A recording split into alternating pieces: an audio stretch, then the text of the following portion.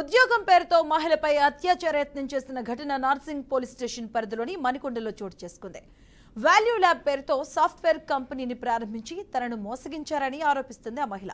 బాధితురాలిగా ఫిర్యాదు చేస్తే పట్టించుకోలేదని మండిపడ్డారు. ఇక నామమాత్రపు సెక్షన్లతో కేసు నమోదు చేశారని ఆరోపించారు. స్టేషన్ బెయిల్ ఇచ్చి నిందితుడిని విడుదల చేశారని ఆవేదన వ్యక్తం చేస్తుంది.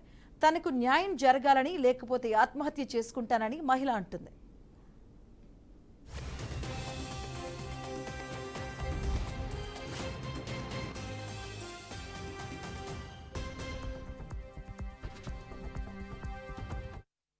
ప్రదీప్ తోట అనే పర్సన్ జాబ్ కోసమని పిలిపించి ఇంటికి మిస్బిహేవ్ చేశారండి.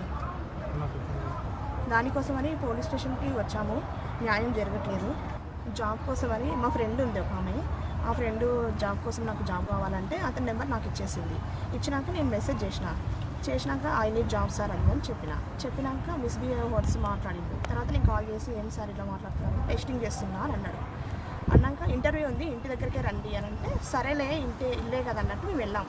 వాళ్ళ వైఫ్ కూడా ఉంటుందని చెప్పాను. వెళ్ళినాక ఇంటర్వ్యూ ఉందని తెలిసేసి మిస్బిహేవ్ చేశాను సార్.